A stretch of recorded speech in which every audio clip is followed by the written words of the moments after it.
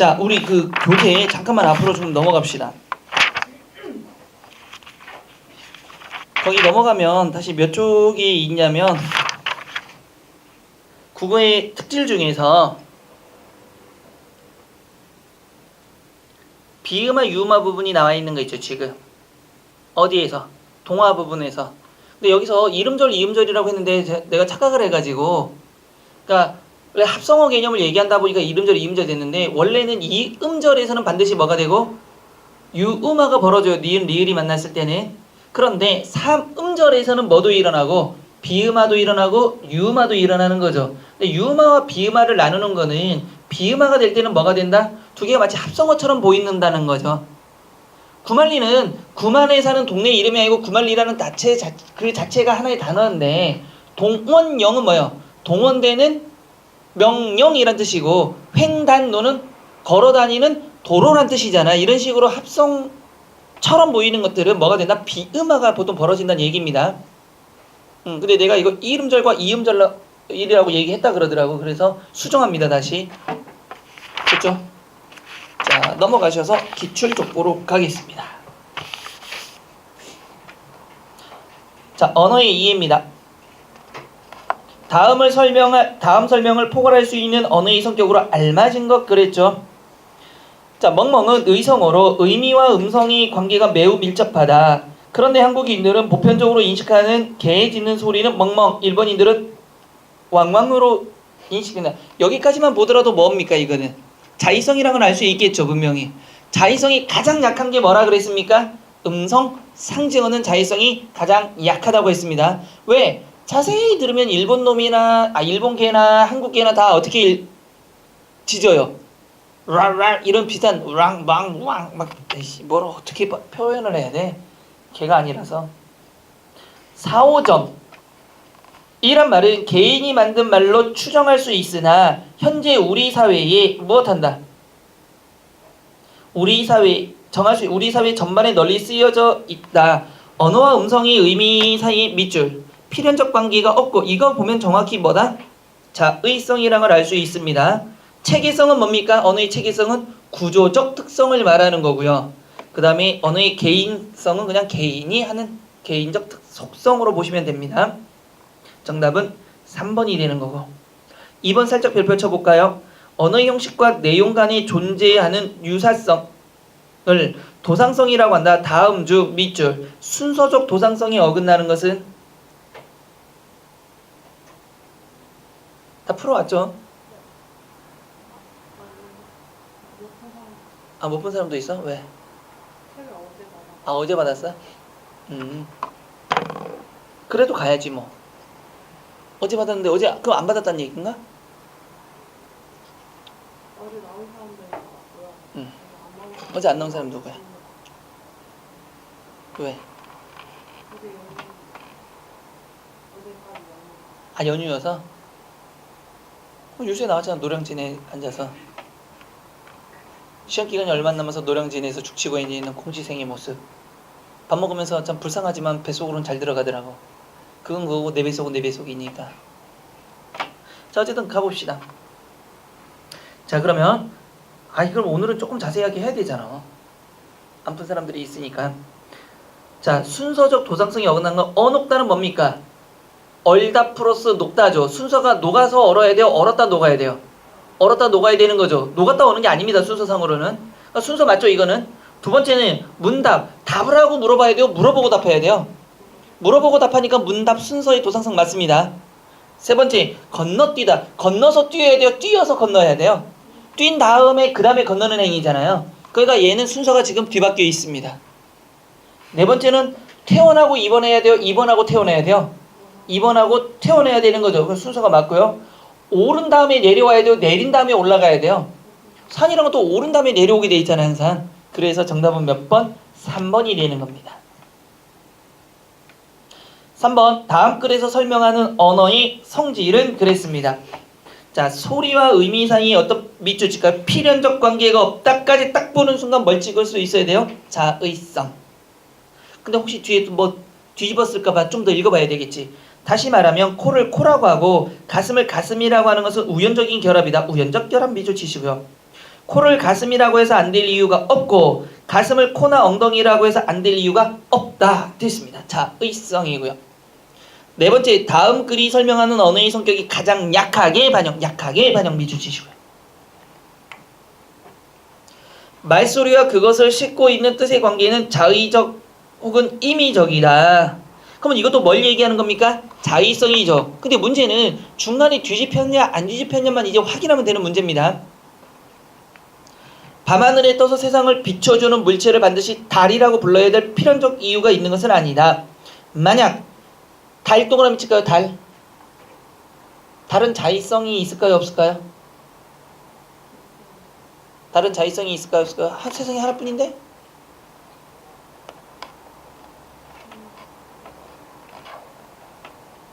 달은 자의성일까요? 아닐까요? 여기 써줬잖아요. 자의성이래요. 그쵸? 그러면 달은 고유명사일까요? 아닐까요? 보통명사일까요? 고유명사일까요? 해와 달은 보통명사입니다. 고유명사 아닙니다. 마치 그처럼 보이는 거예요. 한번 한 적이 있어요. 만약 필연적인 이유가 있다면 어떤 언어에서나 달이라고 해야 될 텐데 그렇지 않기 때문이다. 영어에서는 문이라고 하고 스페인 언어에서는 루나, 헝가리 언어에서는 홀트, 일본어에서는 스키, 이놈의 스키라고 한다. 그것은 마치 붉은 교통신호등이 정지를 표시하는 것과 같다. 붉은색이 정지를 뜻해야 할 필연적인 이유는 없다. 푸른색을 정지, 붉은색을 진행 표시로 정해도 상관없다. 그것은 약속으로 통용되기만 하면 된다. 교통신호는 색깔로 진행이나 정지를 표시하지만 언어는 말소리로 어떤 뜻을 전하는 것이다. 말소리는 그릇과 같은 것이요 뜻은 거기에 담은 내용이다. 그래서 언어는 자의적 음성 기호의 체계라고 한다. 청각장애인들의 수화는 손짓으로 뜻을 전하며 밤중에 항해하는 배들은 불빛으로 의사소통한다. 그러나 언어는 말소리로 뜻을 전달하면 말소리와 뜻 사이의 관계는 필연적이 아니고 자의적. 읽어보니까 자의성을 찾으란 얘기겠죠. 정답은 1번. 호랑이와 범이라는 동의어가 존재한다. 자의성 맞아요? 틀려요? 맞아요? 틀려요? 호랑이와 범이라는 동의어가 존재하는 것도 자의성 맞습니다. 맞아요? 안 맞아요? 동음이어입니다. 동음이어. 여러분 동음이어와 다이어도 자의성이 있습니다. 근데 음성상징어가 가장 약하다고 했습니다. 두 번째, 까닭을 뜻하는 중세가 전차가 후대에 와서는 사라졌다. 이건 역사성이가 아무 상관이 없는 거죠. 지금 한국 사람들은 수탉의 울음소리를 꼬끼요, 외국 사람들은요 꼬꾸로 꼬꾸 이렇게 들리는 거죠. 이게 음성상징어니까 정답은 몇 번이 됩니까? 3번. 부추를 어떤 방언에서는 소리라고 한다. 전라도 방언이죠. 전라도는 소리라고 하죠.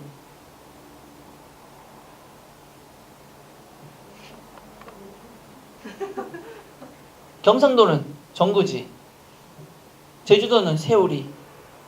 다르겠습니다. 소리 충청도가 아니고 전라도가 맞을 텐데 전라도 뭐라고 해? 저 사람은 자기 동네를 버린 표준어를 사용해서 우월성을 갖고 싶은 사람이다. 서울 사람으로서 우월성을 갖고, 그쵸? 표준어의 기능 4가지, 통도구중 중에서 우월성. 저 사람은 서울시청에서 서울 시민증을 받았을 거예요 아마. 그쵸? 갑시다. 5번째, 다음에서 알 수 있는 언어 기호의 특성으로 적절한 것 그랬습니다.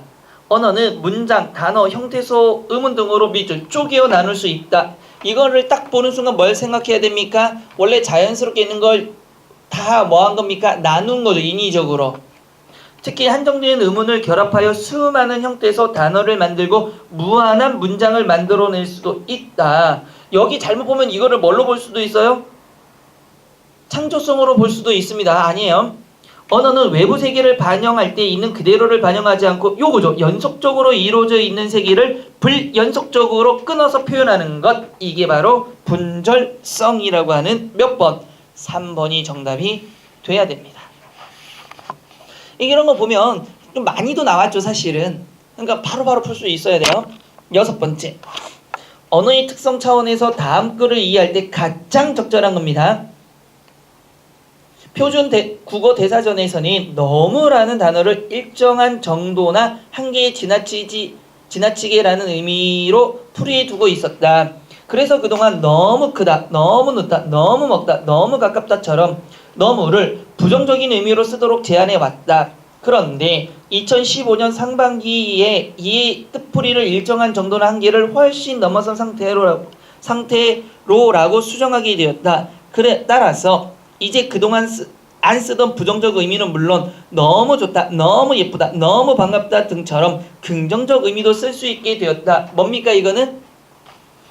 너무를 뭐 한 겁니까? 이렇게만 쓴 거를 이렇게도 쓰자라고 뭐 한 거죠? 약속을 한 거죠. 뭐를 통해서? 표준국어 대사전을 통해서, 표준국어 대사전을 통해서 이제 모두 다 써야 됩니다. 괜찮아요 라고 약속을 하는 거죠. 한 개인의 문제가 아니죠. 표준국어 대사전은 누가 쓰는 겁니까? 우리나라 모든 사람들이 다 이렇게 써도 된다라는 약속이죠.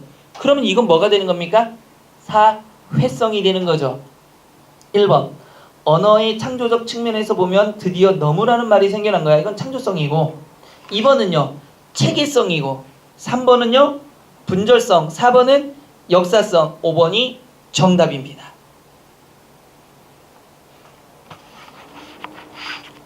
7번 다음에서 알 수 있는 언어의 특성은 그랬습니다. 빵은 맛있다 라는 문장을 배운 어린아이는 밥은 맛있다, 과자는 맛있다처럼 자신이 기존에 알고 있는 말과 결합하여 밑줄 칠까요? 새로운 문장을 만들어낼 수 있다. 무한대로 만들어낼 수 있는 거죠. 맛있다 하나 가지고. 이걸 뭐라 그럽니까? 창조성. 다른 말로는요 개방성이라고도 얘기하는 겁니다. 8번 다음 중 언어의 추상성을 설명하기 적절한 문장 그랬습니다. 추상성이요. 추상성이 뭡니까 여러분들? 여러 대상이 공통된 속성을 뿜어내는 총칭어를 만들어내는 거죠. 근데 총칭어는 존재한다, 존재하지 않는다? 존재하지 않는 겁니다. 과일은 있어요, 없어요? 없습니다. 과일이라는 건 존재하는 게 아닙니다. 이름이 과일이 없어요. 총칭어일 뿐입니다. 그래서 사과, 감, 바나나 등을 뭐라고 부른다? 과일. 이것들의 공통된 특성은 과일이기 때문에. 그러면 어리다는, 어리석다는 의미에서 나이가 적다는 의미로 바뀐 거는요 역사성이 해당하는 거고요. 인간의 언어는 사랑, 평화 등의 추상적 관념까지도 자유롭게 표현하는 건 창조성이 되는 겁니다. 배는 여러 가지 뜻을 가진 다이어는요 다이어와 동음이어도 자의성에 해당하는 거였죠. 9번 밑줄친 표현에서 주로 나타나는 언어적 기능입니다. 주로 나타나는 거예요. 김유정의 동백꽃입니다. 나흘 전 감자 조금만 하더라도 나는 저에게 조금도 잘못한 것은 없다. 계집애가 나무를 캐러 가면 같이 남 울타리 엮는데 쌩이질을 하는 것은 다 뭐냐.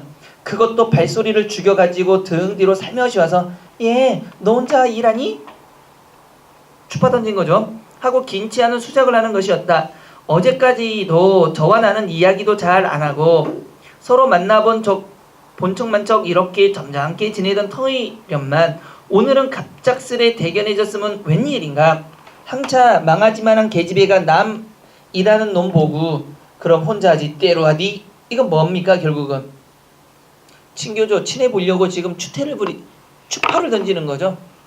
추태는 아니고 추파요. 자, 미학적 기능이 뭡니까 여러분들? 정서적인 쾌감을 드러내는 거죠. 보통 문학에서 시나 소설 또는 음악과 같은 것 또는 미술 이런 것들을 통해서. 지령적 기능의 특징이 뭡니까?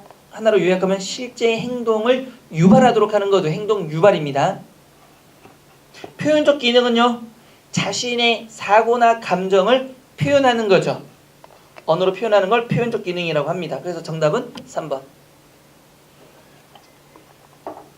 여러분 이 기출문제도 그렇고 이제 변형 문제도 마찬가지지만 뭐 하는 거죠? 답이 중요한 게 아니라 이렇게 풀면서 이거의 뜻, 이게 어떤 건지를 아냐 모르냐를 보시는 거예요. 그래서 이거 풀어와야 빨리 나가면서 내가 모르면 이건 아직 덜 됐구나 하고 다시 한번 뭘 보면서 기본서를 보면서 다시 한번 확인하고 이렇게 나가야 되는 겁니다. 10번째 다음 대화에서 가장 두드러지는 언어의 기능. 아저씨 안녕하세요. 어디 가세요? 철수구나. 학교 갔다 오니? 정보의 기능이 뭡니까? 정보. 그래도 논리적이고 지적인 내용을 언어로 표출하는 기능이 정보적 기능이고요. 그 다음에 표출적 기능은 뭐죠? 자신의 감정을 드러내는 것. 명령적 기능은요 지령적 기능과 같은 겁니다. 행동 유발을 하는 것. 친교적 기능은요 친하려고 그냥 하는 말이죠. 그럼 이거는 무슨 기능이다? 친교적 기능. 근데 여기다가 친교적 기능 사교성이 없는 놈들은 아저씨 안녕하세요 어디 가세요? 왜? 알아서 뭐 하게? 이러는 거죠. 술 먹으러 간다 이 자식아 어쩔 건데 막 이런 것도 있잖아요. 옛날에 이런 어른도 계셨어요. 진짜 동네 보면 아저씨 안녕하세요 못해. 뭐 근데 또 인사 안 해요. 그 다음에는 인사하면 이 좀만한 게 인사도 안 하고 말이야. 다음날 인사하면 아저씨 안녕하세요 못해. 꼭 이런 어른들이 계셨어요. 굉장히 난감했죠. 그런 분들 보시면 인사해야 돼 말아야 돼. 심보가 못 되신 분들이죠 사실은. 근데 실제로 장난을 치는지 심보가 못 되는지는 알잖아요. 장난치시는 분들은 우리 알잖아. 그건 아니고 심보가 못 됐어요.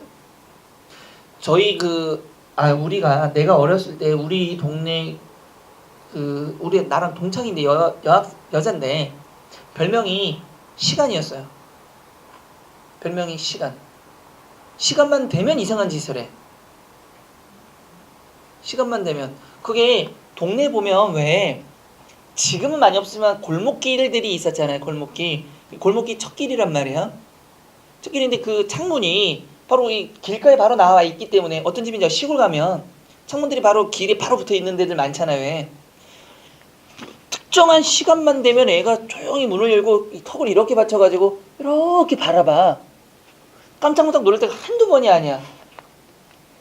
근데 그 친구가 굉장히 이쁘장하게 생겼어. 되게 이쁘장하게 생겼어. 근데 고등학교 때 친구랑 이제 고등학교 때 보면 친구랑 삼삼오오 다니잖아요. 우리 집에 가다 보면은 얘가 이렇게 나와 있는데 친구들은 모르니까 가다 보면 얼굴이 이쁘장하니까 쟤 누구냐고. 근데 사실은 나도 이름이 기억이 안 나요. 왜냐면 너무 별명으로 많이 불리는 애들은 이름이 생각이 안 나더라고요. 이름이 뭔가 있었겠는데 생각 안 나고 시간은 걔 이렇게 하는데 소개시켜달라고 시켜줬습니다. 저는 뒷일은 네가 책임져라고 소개시켜줬어요. 전화번호는 그 집 전화번호는 아니까. 왜냐면 우리 아버님이 반장이었거든. 통장도 했나? 그러니까 전화번호가 있었어요 옛날에는. 그래서 그 집에 핸드폰이 없는 시대니까 그 집 전화번호를 줘야 돼. 이름이랑 같이 네가 알아서 하라고. 만났다 그러더라고. 몇 번 만났다고 와가지고 내 멱살을 잡으면서 너 죽을래 그러더라고. 내가 뭘 잘못했지 도대체? 왜냐면 좀 슬픈 얘기긴 한데 엄마도 별명이 이게 어릴 때니까 그렇게 불렀는데 그 특정한 시간에 특정한 시간과 특정한 날씨에 그러는 게 엄마는 동네 사람이 아는 게 아니라 더 넓은 범위 사람들이 다 알아요. 왜냐면 아버지가 막노동을 하시는 분인데 비 오는 날 일하러 가다가 교통사고로 돌아가신 거야. 근데 충격을 받아버린 거지 둘 다. 충격을 받으니까 엄마는 비만 오면은 큰 도로에 가서 교통정리를 하셔. 그러니까 이게 지금 얘기하면은 뭐 웃길 수도 있는데 막 혼자 가서 저로 가 막 이렇게 해. 그 충격에서 비만 오면은 이제 아버지 그게 트라우마가 있어서. 근데 딸은 그냥 이렇게 하면서 그냥 웃어. 근데 다른 때 또 멀쩡해요. 학교도 다니고 그러니까 멀쩡해. 특정하게 되면 좀 여기 오락가락 하나 봐. 비 안 올 때는 멀쩡해. 아니 딸은 비 오고 안 오고 아니고 시간에 따라서 그런 거고 엄마는 엄마까지는 잘 모르지. 근데 어른들도 보면 아유 뭐 안 됐어 막 이렇게 얘기하는데 나머지 시간을 내가 관찰할 이유는 없으니까. 근데 내 기억으로는 다른 때도 아주 1년 내내 그러진 않았던 것 같아 엄마도. 근데 딸은 이쁘장하게 생겼는데 그렇게 돼가지고 친구 멱살 잡으면서 너 죽을래 그러길래 난 할 말 다 해서 해줬다 막 이렇게. 근데 지금 어떻게 사는지 잘 모르겠지만 근데 좀 그런 거 있었어요. 그래서 별명이 시간이었는데 잘 사나 모르겠네. 갑자기 생각나니까 자 갑시다. 11번입니다. 그러면 다음에서 설명하는 말의 기능과 가장 관련이 깊은 겁니다. 같은 말이라도 그 말을 어떻게 바꾸는가에 따라 느낌이 달라진다. 그래서 뜻이 같아도 듣기 좋은 말과 듣기 싫은 말이 있는 것이고 가능하면 조금이라도 더 멋있는 말을 필요한 것이다. 미주치카요. 말도 화장을 시켜놓으면 아름다워지는 것이다. 미주치카요. 그럼 말을 뭐하는가 미화시켜야 된다는 거죠. 예쁘게 꾸미란 얘기죠. 이런 걸 무슨 기능? 미학적 기능이라고 할 수 있는 거죠. 그러니까 우리가 문학작품들은 그냥 있는 말을 쓰는 게 아니고 비유적인 표현이든 아니면 뭐를 통해서 예쁘게 만드는 거잖아요.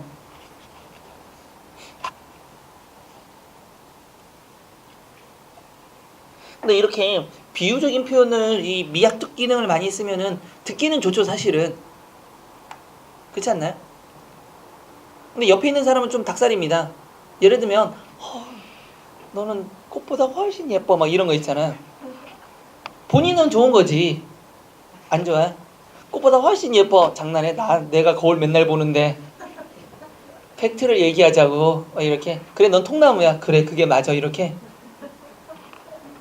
그러니까 그런 것들은 훨씬 부드럽게 얘기하고 이렇게 얘기하자면 시골 사람들이 볼 때는 서울 남자들이 이런 식의 표현을 쓴다라고 보는 거예요. 사실은.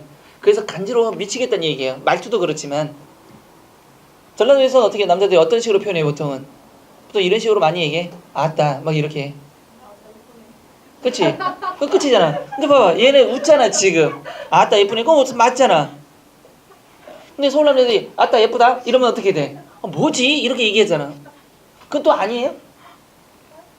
너 정말 야 아따 예쁘다 이러면 너 진짜 예뻐 이렇게 하잖아. 세상 진짜 너무 예뻐 뭐 이렇게. 근데 아따 너무 예쁘다잉 이렇게 얘기해. 그렇지. 그런 식이니까 그러니까 그렇게 좀 간지럽게 보이는 거잖아. 사실은 말투도 그렇잖아. 말투도 정말 막 이런 거. 여기 와서 어머 처음 써. 동네 가서 쓴게 아니라 동네 가서 친구들한테 어머 한번 해봐요. 욕해. 맞아요. 그러니까 엄마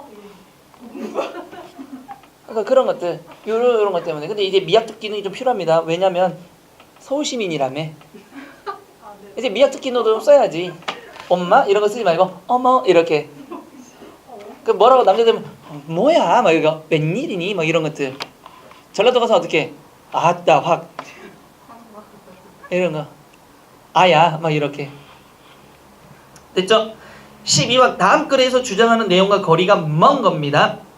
자, 유명한 언어의 학자이자 동시에 인류학자였던 사피어는 인간은 우리가 보통 생각하듯이 객관적 세계에 살고 있는 것이 아니다.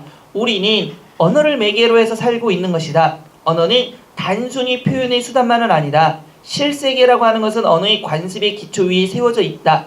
우리는 언어가 분절시켜 놓은 세계를 보고 듣고 경험하는 것이다. 라고 했다.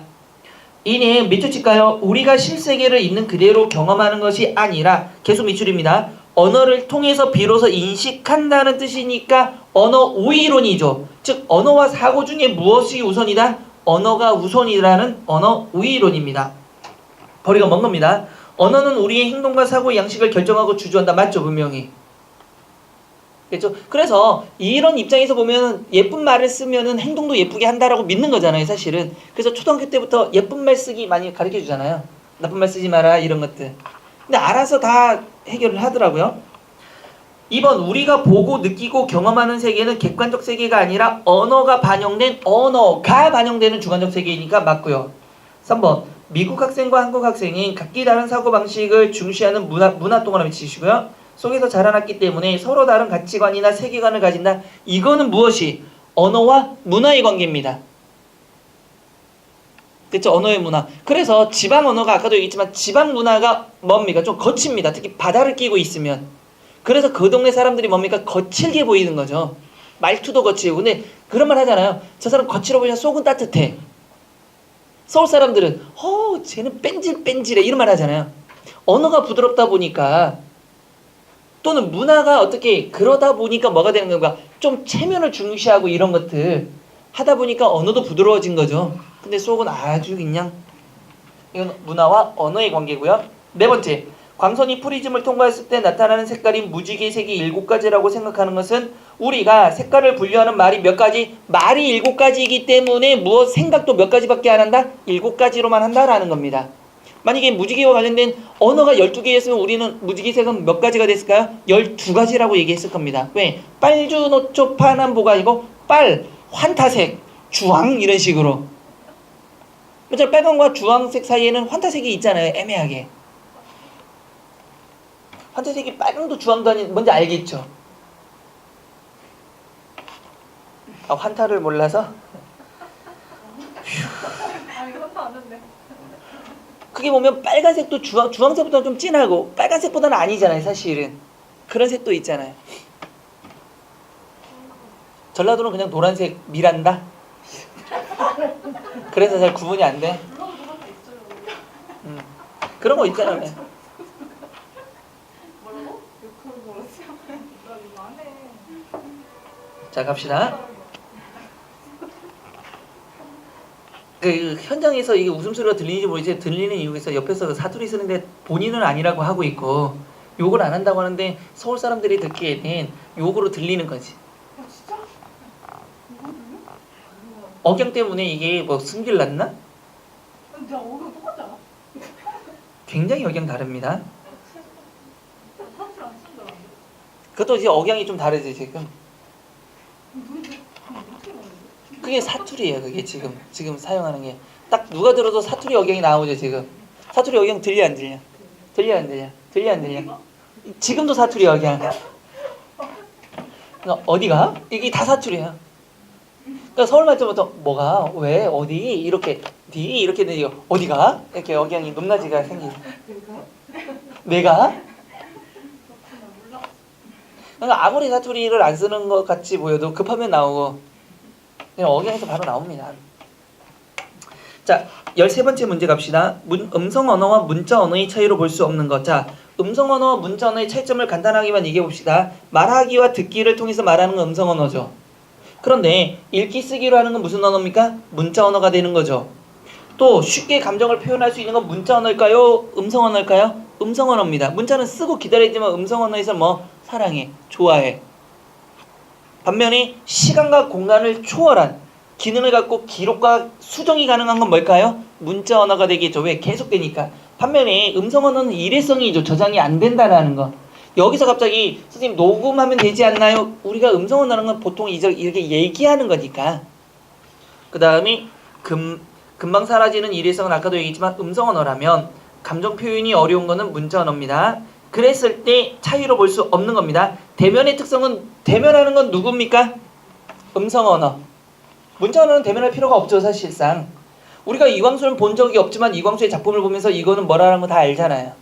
두 번째, 공간의 특성은 음성 언어는 공간에 제약이 있습니다. 반면에 문자 언어는요. 미국 사람이 쓴 소설 우리 읽잖아요. 해리포터 영국에서 썼지만 읽잖아요.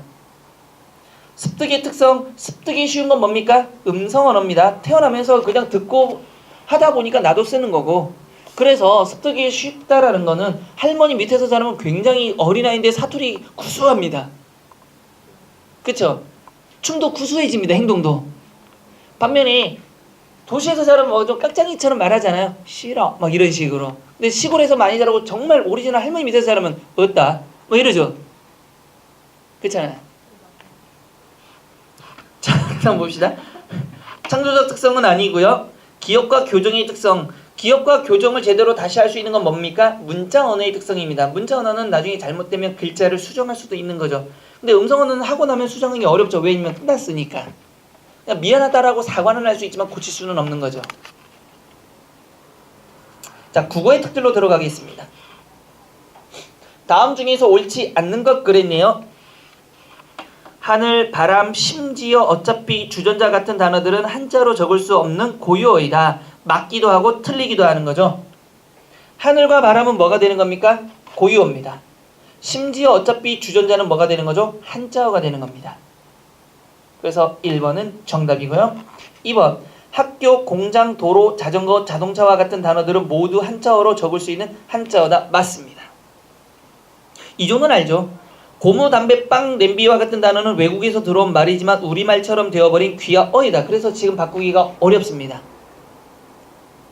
눈깔, 아가리, 주둥아리, 모가지, 대가리와 같은 사람의 신체 부위를 점잖지 못하게 낮추어 부르는 단어들은 비어이다. 맞죠? 분명히. 대가리는 누구에게 쓰는 거죠? 사실은? 동물. 대가리. 닭 대가리. 개 대가리. 주둥아리는요? 부리. 새는 부리. 근데 제가 딸한테 그렇게 얘기했다가 딸한테 혼난 적이 있거든요. 새 대가리가 아빠 그렇게 나쁜 말씀 안 돼요. 잠깐 앉아볼래? 대가리는 원래 사람에게 쓰는 게 아니고 걔한테 그게 쓰는 게 맞아요. 아 그래요? 그러면은 새한테는 앞으로 대가리라고 써도 좋은 말이요? 좋은 말이야. 괜찮은 말이야. 좋은 말은 모르겠지만 그 맞는 말이야. 그렇구나. 이 왕따 당하고 있는 건 아닌지 모르겠어. 학교에서 친구들한테 이걸 가르쳐주면 친구들은 뭐야 막 이럴 거 아니야 또. 그렇잖아. 그렇죠. 1번입니다. 15번 다음 밑줄친 단어가 한자어가 아닌 걸 찾으라 그랬습니다. 하필 한자어 맞죠? 오늘 올 것이 뭐람? 하여간 내가 그럴 줄 알아서 한자어 맞습니다. 물론 이것도 한자어입니다. 그러니까 연습 안 하고 계속 보지 않으신 분들은 여기서 무조건 틀린다는 얘기예요. 찍어야 된다는 얘기예요. 설마가 뭡니까? 그럴 리 없겠지만이라는 부정적 추측을 하는 건 순우리말입니다. 근데 여러분 물론도 왠지 이거 한자어라고 보기가 좀 어려워 보이죠, 느낌상으로. 그래서 안 되는. 물론은 욕하는 거 아니죠. 욕할 때 물론해요. 한자로 론이랑 한자 있어요. 소론. 토론. 그 다음에 뭐 논쟁하다의 논. 론이 론이란 단어가 왜 없어? 없을 때로 샀는데. 그렇게 하면 안 된다는 겁니다. 느낌상 없을 것 같아서 그러면 안 돼요. 16번 외국에서 차용된 언어가 아니고 빵은 어디서 차용된 겁니까? 포르투갈. 구두는요 굿즈라는 일본 말에서 차용된 거죠.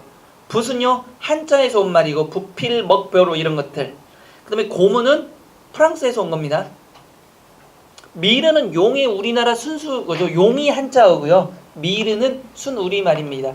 그래서 요즘에 보면 미르 뭐 디자인하면 용 디자인이에요. 용 디자인하면 좀 이상하고. 근데 미르란 단어 참 예쁘지 않나요? 그래서 우리말 중에 굉장히 예쁜 말들이 좀 많다고 생각해요. 그래서 우리 애 이름들도 전부 순우리말로 바꾸려고 했는데 실패했다라는 거. 우리 딸이 태어나면은 이름은 세미. 아들은 불휘. 용비어천가에 나오는 단어입니다. 불이 깊은 나무는 바람에 아니 흔들리고 샘이 깊은 물은 가뭄에도 마르지 않는다 할 때. 그래서 샘이 연음을 시켜서 샘이. 뿌리가 순구어는 불휘입니다. 불휘. 뿌리는 이상이니까 불휘. 용비어천가에서 따오려고 다 했는데 모든 어른들이 반대하셔가지고. 근데 이것도 부르다 보면 괜찮아요 또. 미를 아니면 어? 불이? 근데 발음을 하면 불휘가 불이라고 발음도 되겠지. 근데 어쨌든 그렇게 하려고 했는데 그게 안 돼가지고. 자 갑시다. 17번 다음 밑줄 친 단어 중 고유어인 것은 그녀는 운전시험에 또 떨어져 창피했다 한자입니다. 그는 담배에 불을 붙였다. 포르투갈어가 뭐해서 일본어로 건너와서 한국어까지 된 겁니다. 우리는 권련이라는 게 있었죠 원래. 담배 피울 때 권련 핀다라는 말이 있었습니다. 그러니까 담배가 다바꼬가 담배가 된 겁니다. 됐죠? 3번 나는 바지 기장. 이 기장이 왠지 일본말처럼 보이지만 이게 순우리말입니다. 기장 줄여라면 왠지 기장 하면서 일본 느낌이 완전히 일본어 투죠. 순우리말입니다. 정답은 3번이고요. 냄비는 나베에서 온 거고요. 그는 모자를 벗어 가방 네덜란드에서 온 말입니다.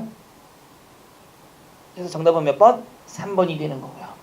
18번 보기를 바탕으로 유의 관계에 있는 고요와 한자어를 바르게 설명한 것은 자전거를 고치다는 수리하다, 옷을 고치다는 수선하다. 둘 다 고치다인데 한자어가 뭐가 된 겁니까? 수리와 수선이 된 거죠. 어느 게 더 구체적으로 세분화시킨 겁니까? 한자어를 더 세분화시킨 거죠. 그래서 우리 법조문이 한자가 많은 이유가 이거예요. 우리나라는 동음이어 다이어가 많다 보니까 해석이 문맥에 따라 달라질 수 있잖아요. 근데 한자어는 딱 넣으면은 이게 뭐 그림 문자니까 딱 떨어지잖아. 그래서 뭐가 많습니까? 한자를 많이 사용합니다. 근데 이것도 문제가 우리나라 말로 해도 전혀 문제가 없는 것들도 많습니다. 법전에 보면. 우리 친구 법대 갔다가 두 달 만에 휴학한 놈 중에 하나가 가보니까 조사 빼고는 한자밖에 없더라. 못하겠다 하고 그만둬 버렸습니다. 어디 갔어? 졸업 안 했어. 그냥 놀았어. 계속. 자기는 아니다. 글자를 못 읽겠다고. 그걸 몰라서 간 것도 아닌데. 근데 이 정도까지인지는 몰랐다. 그래서 그냥 가더라고요. 자, 넘어져서 깨진 무릎에 혈액이 흐르네. 동맥경화는 피순환 장애를 유발한다. 철수야, 자기 전에 꼭 이빨을 닦아라. 할아버님, 아직도 치아가 튼튼하시네요. 1번 볼까요? 바르게 설명한 겁니다. 고요어에 비해 한자어가 의미 범위가 더 넓다. 아니죠. 가를 보면 뭐가? 고요어의 범위가 더 넓은 거죠. 구체화된 게 한자어입니다. 구체의 반대가 넓은 거잖아요. 추상적인 거잖아요. 우리나라 말이 더 넓은 추상적인 범위이기 때문에 문맥에 따라 이해를 해야 돼요. 근데 한자 보세요. 아이고 배가 저기 배바라 하면은 우리는 배니까 여러 가지 쓸 수 있잖아요. 근데 한자로 배 선박 주자라면 통통 배를 보라는 거고, 그 다음에 배수의 배자를 쓰면 두 배가 됐다는 거를 보라는 얘기고, 먹는 배자가 써져 있으면 뭐를 본다? 과일을 보라는 거구나 알 수 있잖아요. 두 번째, 세분된 의미를 표현하는 데는 고유어가 적합하다. 이것도 가를 봐야 되는데 세분화된 표현에는 고유어가 아니라 뭐를 봐야 됩니까? 한자어를 보는 게 훨씬 낫습니다. 3번, 한자어는 전문 분야에, 고유어는 일상생활에 어울린다. 뭐를 통해서요?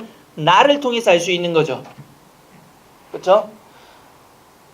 네 번째, 고유어는 한자어에 비해 높임말의 역할을 한다. 높임말과 관련된 거는 다인데 고유어가 아니라 한자어는 고유어에 비해서 뭐가 높임말 역할을 한다.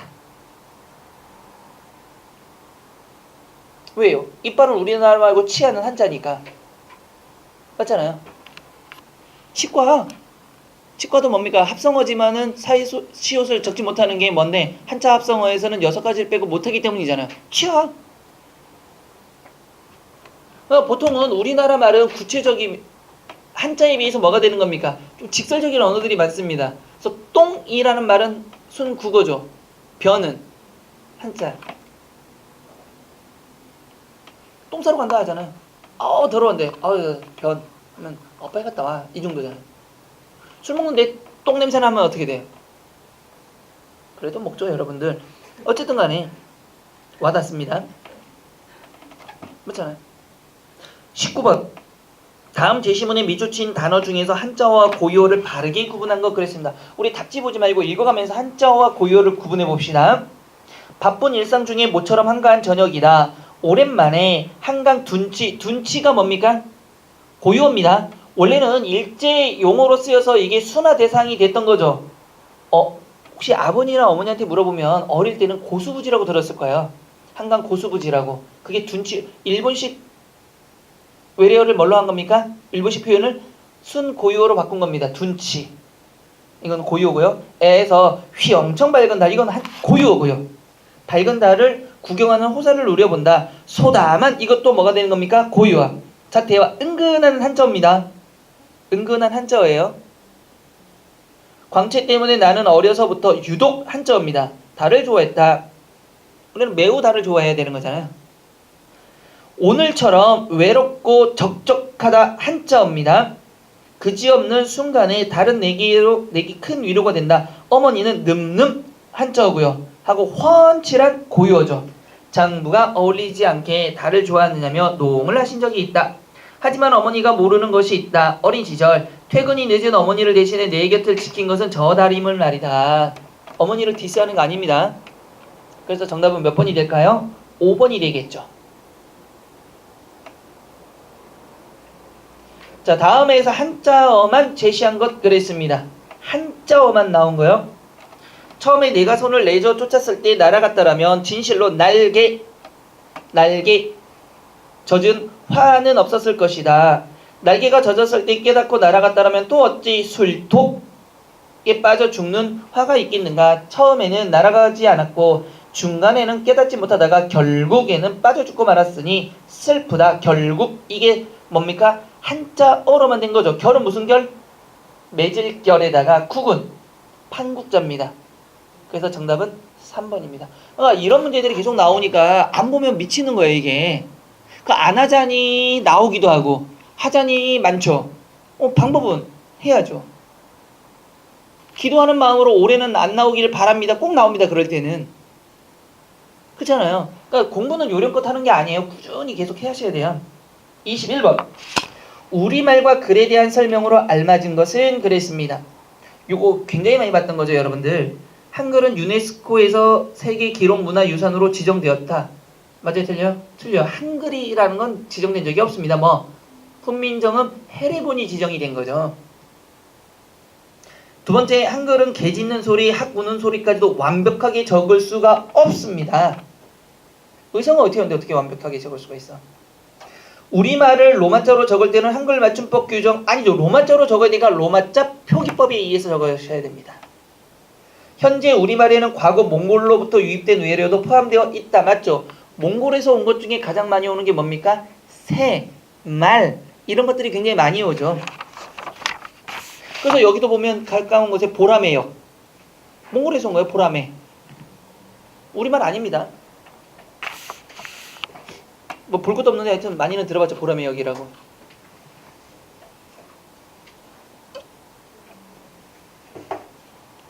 자, 22번 다음 중 가장 옳지 않은 겁니다. 평음, 경음, 유기음과 같은 삼중체계를 보이는 것은 파차름과 마차름이다.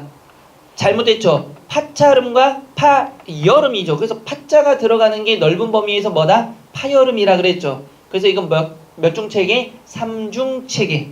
파여름의 삼중체계. 바다가 자가 되겠죠. 됐죠? 두 번째, 한국어의 단모음에는 어, 에, 위, 왜도 포함된다. 맞나요? 단모음 맞아요? 틀려요? 맞죠? 분명히 이중모음적 성격을 가진 단모음이었죠. 단모음 체계하면서 이거 했던 거 기억나시죠? 3번 지읒, 치읒, 치읒, 지읒, 즈읒, 쯔를 발음할 때는 파여름의 특성도 확인된다. 이게 파여름의 몇 중체계이기 때문에 삼중체계이기 때문에. 근데 외국인 발음은 이걸 못하고 우리나라는 이것을 발음합니다. 대신에 우리는 B와 P를 정확히 구분 못하지만 외국인들은 B와 P를 정확히 구분하겠죠. 각각이 다르기 때문에. 야와 워에서 확인되는 반모음은 각각 뭐? 아 계열과 오 계열에 있다라는 거 이것도 여러분들 알고 계실 거고요. 정답은 1번입니다. 23번 다음은 한국인 교사가 외국인들에게 설명한 한국어의 특질이다. 다음 중 옳지 않은 것 그랬습니다. 기억. 한국어의 특질 중에 하나는 교착어로서 문법적 관계를 나타내는 조사와 어미 발달. 맞죠? 조사와 어미가 발달한 거 맞습니다. 두 번째, 니은. 한국어의 특질 중 하나는 상하관계를 중시하던 사회구조 때문에 높이법이 발달했다. 유교와 대가족, 그 다음 문화. 높이법 발달 맞고요. 세 번째, 티귿. 한국어의 특질 중에 하나는 서술어가 문장 끝에 오는 수순이라 끝까지 들어야 뜻을 제대로 이해할 수 있다는 것이다. 맞죠? 그래서 주술의 호응도 잘 안됩니다. 리을. 한국어의 특질 중에 하나는 어두의 특정 자음이 오는 것을 피하는 현상. 이게 뭐죠? 두음 법칙이죠.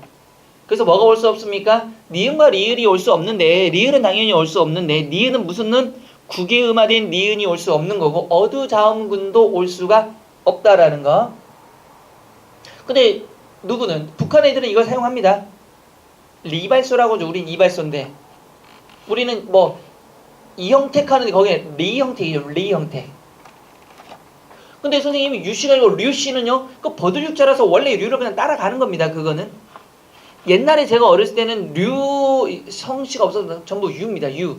두음법칙 때문에. 근데 이제 류씨 같은 경우는 유도 쓰고 류도 쓰는 거죠.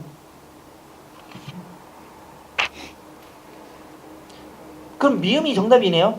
한국어의 특질 중에 하나는 음절 끝에 오는 자음도 음절의 첫 소리와 같이 모두 제 음가대로 발음이 되는 게 아니고 발음은 몇 가지로만 7개로만 음절 끝소리에 의해서 그녀 다리만 봐요 7개로만 발음을 해야 된다라는 것. 정답은 5번입니다. 여러분 여기 보면 언어 일반성까지는 여러분 괜찮죠 지금? 저 여기까지는 아무 문제가 없어요. 뒤에 가면서 문제가 되는 거니까. 다음 중 차별적 언어 표현이 나타나지 않은 겁니다. 24번에서. 그것은 학교에서 학부형들에게 직접 설명해야 될 일인 것 같군요. 학부형이 문제죠. 학교를 가는데 누구? 아빠와 형이 간다는 얘기잖아. 뭐만 가는데. 두 번째, 이 소설의 작가는 처녀작으로 당시 문단의 호응이 매우 컸던 작품입니다. 뭐가 잘못했습니까? 처녀작. 그럼 뭐 잘되면 총각작인가? 3번 살구색 옷을 입으면 착시 효과를 불러일으키므로 주의해서 입어야 합니다. 살구색이죠. 옛날에 제가 어렸을 때는 이게 살구색이 아니라 살색이었습니다. 근데 이제 밖에서 그게 인종차별적 색이라 그래서 살구색 이런데 왜 인종차별적인지 전 진짜 궁금하거든요. 살색이. 우리 검정색, 하얀색을 얘기하는 이거 살색인데 이게 왜 인종차별적인 거지? 검정살색하면 인종차별적인 건 될 수 있잖아요, 사실은. 좀 흑인을 이렇게 드러내는. 근데 살색이라는 거는 각각의 민족마다 색이 다르다라는 건데 그게 왜 모르겠어요. 살구색이라 그러더라고요. 네 번째는 뭐가 잘못됐을까요? 복지 정책이 날로 더 발전하고 있으니 미망인의 문제도 곧 해결되리라 믿습니다. 뭐가 잘못됐나요? 미망인. 25번. 다음 국어의 형태적 특징입니다. 여러분, 형태적 특징은 뭘 찾는 겁니까? 품사와 어휘를 찾아야 되는 겁니다. 수식어는 반드시 피수식어 두 개 뒤에 온다. 이건 뭐죠? 통사적 특징입니다. 문장 전체를 보고 나서 봐야 되는 거니까. 두 번째, 동사와 형용사의 활용이 유사하다. 맞죠? 품사에서 동사 형용사는 용언으로 뭐 할 수 있습니까? 활용을 할 수 있다라는 얘기니까 품사의 문제가 되는 거죠. 그러니까 정답은 2번이고요. 문장 성분의 순서를 비교적 자유롭게 바꿀 수 있는 건 문장 전체를 보는 통사적 특성에 해당하는 거고요. 네 번째, 언어의 유형 중에서 주어, 목적어, 동사, 문장 전체가 들어와 있죠. 그럼 통사적 특성입니다. 26번. 밑줄진 색채어의 뜻이 원래의 뜻과 가장 멀어진 건 뭘 찾으란 얘기입니까? 감각적인 걸 찾는 게 아니라 비유적 표현을 찾으란 얘기겠죠. 경거망동하는 것을 보니 싹수가 놀았다. 어느 누가 들어도 그것은 새빨간 거짓말이다. 이거는 새빨간 거짓말은 거짓말이 빨갛다는 게 아닙니다. 빨간 완장을 찬 놈 때문에 이렇게 됐다라는 거. 그래서 요거는 반드시 외워두라 그랬습니다. 새빨간 거짓말은 뭐 관용적 표현으로 쓰인다 라고 얘기했습니다. 분명히 관용적 표현이 비유적으로 굳어져 버린 말이니까. 되셨죠? 정답 2번이고요. 한마디 말해도 18원 가슴에 멍이 든다. 가슴에 멍 들 수 있어요. 여기 어떤 흉부라는 명칭이 가슴 안에 들 수 있는 건 아니고. 밤을 하얗게 세운다가 왜일까요, 여러분들? 밤을 세우면은 깜깜한 밤을 세우면 뭐가 나타나요? 밝은 아침이 오죠. 그러니까 하얗게 세운 거예요. 세웠으니까 하얀색이 됐잖아요, 지금. 젊음을 불태워라. 열정을 얘기하는 거죠. 언제 불태울지 모르겠지만. 왜?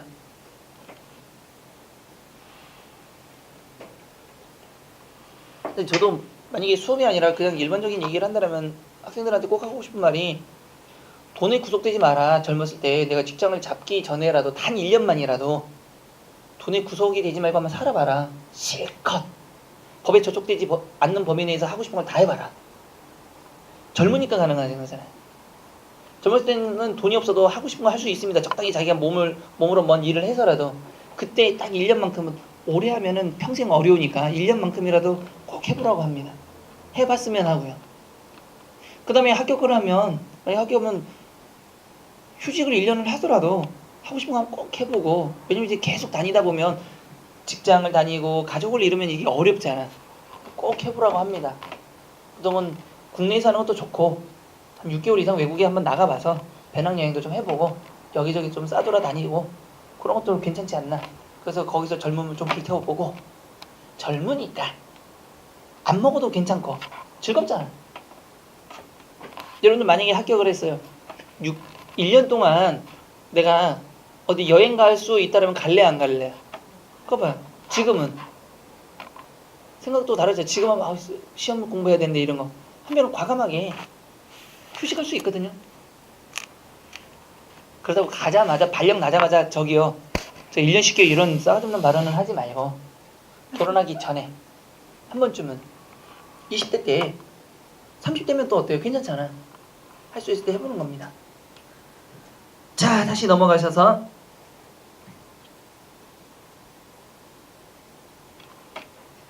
27번. 국어의 특성으로 옳지 않은 겁니다. 국어는 아름다운 고향과 같이 수식어가 뭐죠, 여러분들? 아름다운이죠. 피수식어는요, 고양이죠. 고향은 고향인데 어떤 고향입니까? 아름다운 고향이라니까 수식어 앞에 무엇이 온다? 피수식어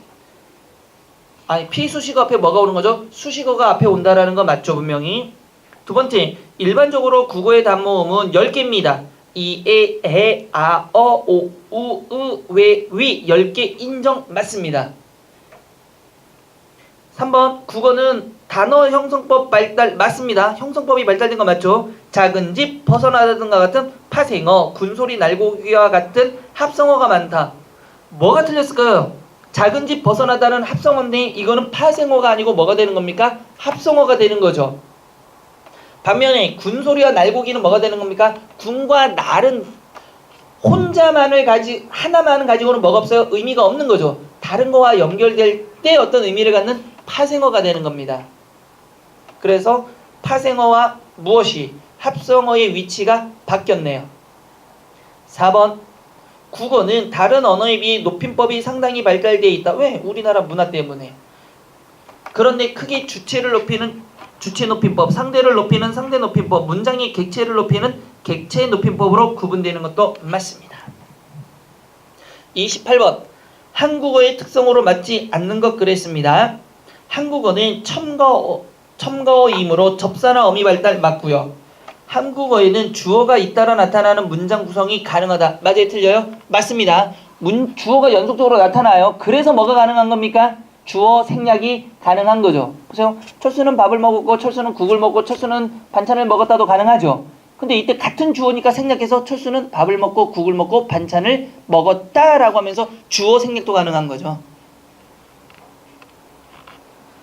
세 번째, 한국어에서 관용어는 항상 체온 앞에 온다. 맞습니다. 문장 이동이 자유로운 건 뭐죠? 부사입니다. 부사. 한국어의 관용사는 형용사처럼 활용한다. 아니죠. 활용하는 건 뭡니까? 관용어, 동사, 형용사, 그리고 하나 더 서술격 조사이다. 철수는 학생이다. 철수는 학생이고 학생이며 학생이니 이런 식으로. 근데 왜냐하면 문제에서 이렇게 나올 수 있어. 조사는 활용이 불가능하다. 이건 틀린 거예요. 활용을 할 수 있습니다. 뭐만? 서술격 조사잖아요. 조사 중에서도 유일하게 서술격 조사는 활용이 가능하잖아요. 그럼 문제 잘 보셔야 된다라는 거. 29번. 다음 중 순화해야 될 일본어로 볼 수 없는 겁니다. 돈가스. 돼지고기 튀김으로 바꾸셔야 됩니다. 근데 절대 안 쓰죠, 여러분들도. 돈가스로 돼지고기 튀김해요. 땡깡은요, 생떼로 바꿔야 되겠죠. 땡깡 부리지 마, 생떼 쓰지 마. 땡땡은요, 물방울. 땡땡이니까 물방울 무늬. 노다지는요, 여러분 이거 민간 어원설에서 잘못 나온 말인데 노다지는 원래 순국어입니다. 근데 잘못해서 노터치에서 나왔다라고 말도 안 되는 얘기를 하는 민간 어원설에서 잘못 나온 말인데 순우리말 맞고요. 안하고는 뭘로 바꿔야 됩니까? 붕장어. 아직도 시골 가면 안하고찜 이렇게 많이 하잖아요. 붕장어찜입니다. 개인적으로는 별로 안 좋아하는데 많이들 먹더라고요. 저번에 한번 얘기한 적 있지만 이제 바닷가 동네에 살다 보면 민물고기가 맛이 없어요. 탄력도 다르고 냄새도 나고. 요번에도 가서 회를 먹었는데 시장에 가면은 제주도 가면 시장에 가면 회를 뜨잖아요. 여러분들이 잘못 알고 있는 게 있는데 제주도 시장에 가면 그런 말 들어봤어요? 회를 동물시장이나 이런 데서 먹으면 싸게 먹을 수 있다는 말 들어본 적 있어요? 횟집에서 먹는 것보다 시장에서 회를 뜨면 싸게 먹는다. 요만한 거에 10,000원씩 합니다. 근데 타지 사람이 올 때는 싸다라고 생각하는데 비싼 겁니다. 왜냐면 제주도 도민들이 가는 곳 있잖아요. 거기는 그거 한 3배 정도 줍니다. 모르니까 그러니까 타지 사람이 올 땐 그것도 많아 보이고 싸 보이는 거예요. 10,000원이니까. 근데 제주 사람들은 야 저걸 10,000원씩이나 주고 먹어? 바로 여기 가면은 나 이만큼 손가락으로 이렇게 되게 많이 줘. 양이 한 3배 정도 돼요. 말하면 안 와요? 그래서 요번에도 회를 먹고 싶어서 밤에 문을 닫아서 놀러 갔다가 밤에 야 시장 구경하러 가자 해서 갔다가 회 있길래 먹고 싶어서 다 닫았으니까 횟집은 보통 10시 이전에 문 닫습니다. 10시까지 하는 건 관광객들 때문에 남아있는 그래서 너무 먹고 싶어서 20,000원씩 샀어요. 여기 사는데 이제 우리 어머니가 안 그래도 회 먹고 싶었다고 하면서 다음날 가자고. 우리 모친은 오리지널 토착 세력이니까 원주민이니까 70년 가까이 지키고 계시잖아요. 이 땅과 함께 제주도 땅과 함께. 그래서 이제 친구들이랑 가도 마찬가지로 거기서 안 사거든요. 근데 시장이 골목 하나를 이렇게 지나가면 횟집이 있잖아요. 거기서 관광객들은 거기서 회를 파는 것도 몰라요. 사실은 고기만 왔다 갔다 하는 걸로 알지. 그래서 회 주세요 하면은 어제 그러니까 20,000원어치니까 택도 없이 모자랐는데 20,000원치 샀는데 회가 남아요.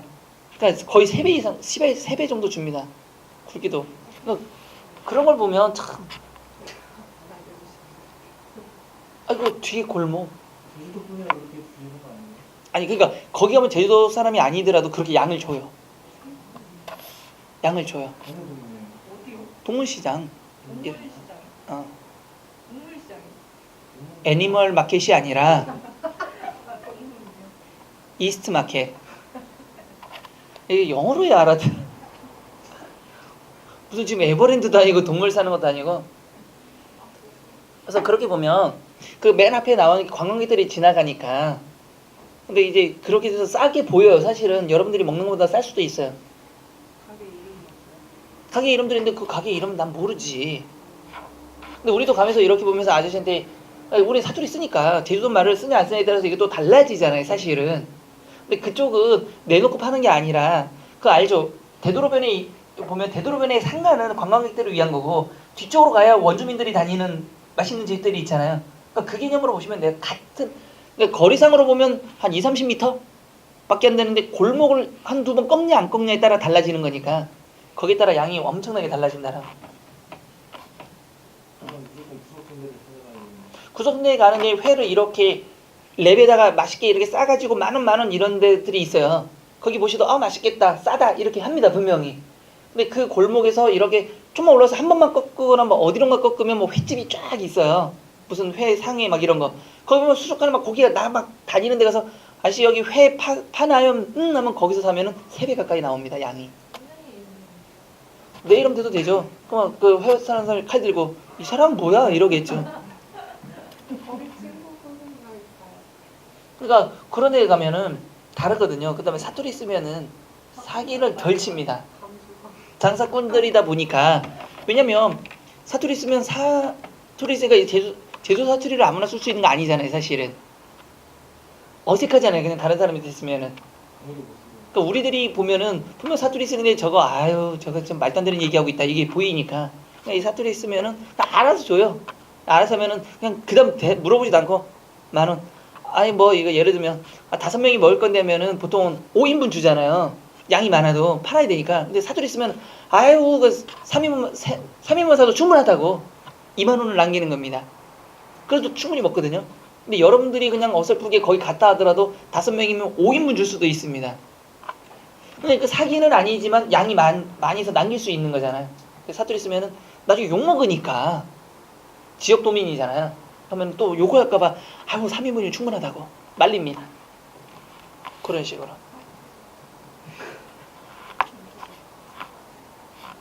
가가지고 뭐 감숙한 하면은 뭔 말이야. 그러니까 그런 것들.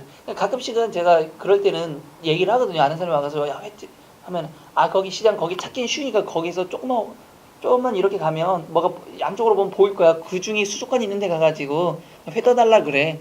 이렇게. 회를 엄청 좋아하는 사람이 아니라면 많이 먹는 사람이 아니라면 한 10,000원 정도면은 적당히 먹습니다. 특히 술 먹으면서 같이 먹을 거면 한 사람이 한 접시면 충분합니다. 충분히 먹어요. 괜찮지. 그래서 바로 한 거 얘기하니까. 그러니까 거기는 그때마다 나오는 신선한 것들. 만약에 얘 뭐 광어철이다 면 광어가 거기 많이 있잖아. 많이 나니까. 그것들이 나오고 방어철이다 면 방어가 나오고 이런 식이니까.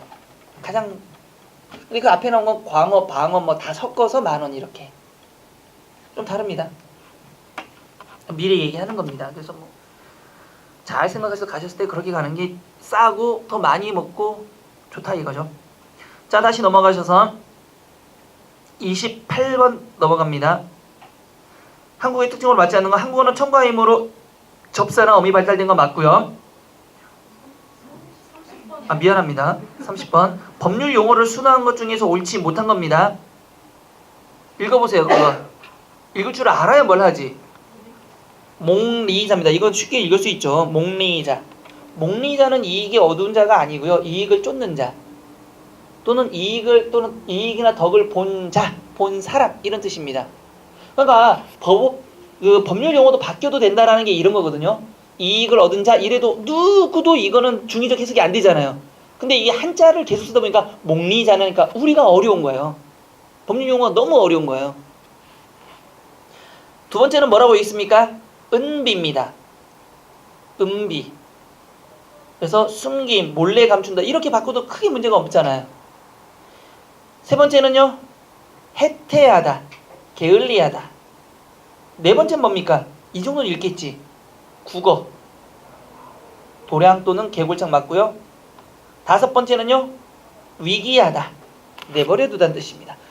이런 한자는 계속 연습하셔야 됩니다, 여러분. 31번 밑줄진 표현을 바꿔 쓴 것으로 적절하지 않은 겁니다.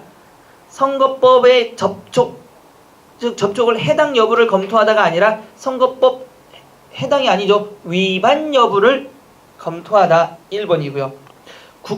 국력 배양에 한층 더 매진하다로 고칠 수 있고요. 그들은 전세버스, 여러분 대절버스란 말 들어봤어요? 어른들 쓰시니까 야 버스 대절버스 이런 거죠. 이거 전세버스. 근데 요즘엔 다 전세로 고쳐 있죠 지금. 검찰에서는 악덕 상인들의 매점 사재기를 단속하기로 했다. 근데 아직도 뉴스에서 매점 매석이란 말 씁니다. 사재기란 말이 아니라. 정답 1번이고요. 32번 다음 밑줄진 표현을 순화한 내용으로 가장 적절하지 않은 것. 현장 방송 생방송으로 바꿨대요. 아니죠. 생방송을 뭘로 바꾼 겁니까? 현장 방송으로 바꿔야 되는 거죠. 정답 1번이고요. 척사대회, 윷놀이대회. 여러분 이건 찍을 수도 없는 거예요. 윷놀이가 척사인지 모르니까. 세 번째, 작물을 은닉하다, 숨기다 정도는 알 수 있을 거고요. 콘크리트 양생 중, 굳히는 중, 가처분이 아니라 임시처분. 33번 다음 제시된 순화어 중에서 바르지 않은 것은 그랬습니다. 시방서가 아니라 뭐가 되는 겁니까? 설계도면 아닙니다. 설명서입니다. 적에 좋지 알맞게 좋지 맞고요. 개첨하고를 걸고 번면이 비탈면. 34번 밑줄 친 부분을 잘못 순화한 것 그랬습니다. 이번 호의 논문 심사 결과를 모든 이사분들께 우편으로 송달했습니다. 보냈습니다. 송달을 보냈습니다로 고치는 건 맞고요. 2번 국회의원 선거 과정에서 명예훼손으로 고소한 사건들은 선거가 끝나고 모두 철회되었습니다. 취하했대요. 여러분 철회가 뭡니까? 이미 제출을 했거나 또는 주장한 것을 다시 회수해서 번복하는 게 철회입니다. 그럼 이거 뭘로 고쳐야 돼요? 거두어들인다 이런 식으로 모두 거두어들였습니다. 취하는 뭡니까 그러면? 신청했던 일이나 서류 따위를 뭐 하는 거? 취소. 그럼 취하를 고치면 뭐가 될까요? 물음 정도가 되겠죠. 무르다 할 때 물음 정도가 되겠죠. 3번 아무래도 이번 조치는 부속 기관들을 통폐합하려는 당국의 의사를 관철하기 위한 순서를 밟는 것으로 보인다. 맞죠?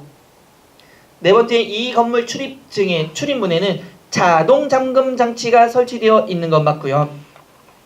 35번 한자어 표현을 제대로 이해하지 못한 것 법에 저촉되다 법에 걸리다라는 말이군. 맞습니다.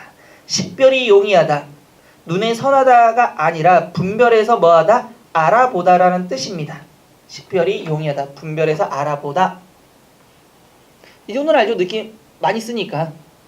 정답은 2번이고 촉수를 언금하시오 손대지 마시오. 근데 제가 어렸을 때 촉수 언금이란 말을 굉장히 팻말에 많이 붙였습니다. 문화재 같은 데 보면 촉수 언금이라고 써져 있었어요. 한자어로 그것도. 근데 지금은 여러분 올라가지 마시오 손대지 마시오 이렇게 들어가지 마시오 써져 있죠. 그때는 뭐 촉수 언급 이렇게 써져 있었어요. 작물을 은닉하다 범죄 행위로 부당하게 취득한 남의 물건을 숨긴다라는 말이군. 맞습니다. 36번 공문서의 표현을 쉽고 바르게 고쳐 쓴 것으로 옳지 않은 것은 소정기일 내에 정한 날짜 안에 맞고요. 익년도 다음에 맞고요. 제입차례에 부하고 제입차례를 붙이고가 아닙니다. 뜻은 맞아요. 근데 붙이고가 아니고 뭐가 되는 겁니까? 붙이고입니다. 붙이다는 뭡니까? 우표 따위를 딱 들러붙게 만드는 거죠. 그래서 붙이고가 되는 겁니다. 제입차례 붙이답니다. 붙이다가 아니라 국유재산의 관리 보관을 해태하거나 국유재산의 관리 보관을 게을리하거나 맞고요. 37번 다음 순화의 입장에서 고쳐 쓴 것이라 바르게 고쳐 썼다고 볼 수 없는 것. 김 과장은 은행 구자를 개설하려고 수순을 밟았다. 김 과장은 은행 계좌를 개설하려고 절차를 밟은 건 맞고요. 영화는 포스트잇에 담긴 내용을 이모티콘으로 다시 정리했다. 영희는 붙임 쪽지에 담긴 내용을 그림말로 다시 정리한 건 맞네요. 개인 프로듀서는 생방송을 마치자 가건물을 통해 나가버렸다. 개인 프로듀서는 직접 방송을 마치자 임시 건물을 통해 나가버렸다. 직접 방송이 아니고 무슨 방송? 현장 방송. 검찰에서는 악덕 상인의 매점 행위를 집중 단속하고 미제 사건을 수사하기로 했다. 검찰에서는 악덕 상인들의 매점이 사재기 행위를 집중 단속하고 미제 사건은 해결 안 된 사건을 수사하기로 했다. 김 씨는 새로 쓴 곤색이 아니라 감색이죠. 기스가 아니라 흠은 맞고요. 38번. 다음 단어들을 우리말로 바르게 바꾼 것. 프리미엄은 뭡니까? 덤. 맞네요. 2번은요. 체크리스트는 관찰 명단 아닙니다. 점검표입니다. 그래서 화장실 가면 점검표 이렇게 써진 화장실 많습니다. 지금. 소택지는 작은 땅이 아닙니다. 소택지는 늪지대 또는 뭐 습지 이런 뜻으로 쓰이는 겁니다. 개전의 정은 개선의 정책이 아니고요. 뉘우치는 삐치입니다. 중과세는 이중과세 아닙니다. 중과세 무거울 중이잖아요. 세금을 무겁게 매기다는 뜻입니다. 한자가 있죠. 무거울 중으로 됐습니다. 자, 기출 변형을 쉬었다가 이어가도록 하겠습니다.